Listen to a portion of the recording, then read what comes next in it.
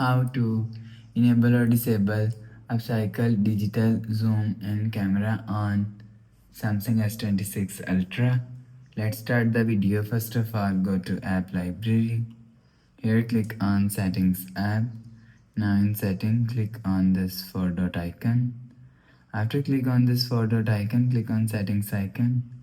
Now in camera settings, scroll down and here showing you camera assistant. Click on camera assistant.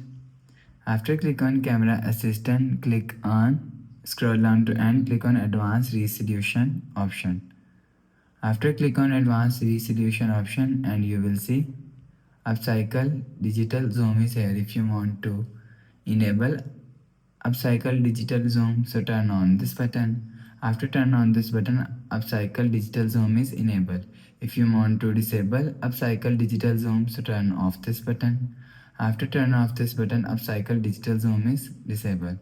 You will enable or disable upcycle digital zoom from here. After the process, go back to home screen. So that's how you can enable or disable upcycle digital zoom in camera on Samsung S26 Ultra. If you like the video, please subscribe. Thanks for watching.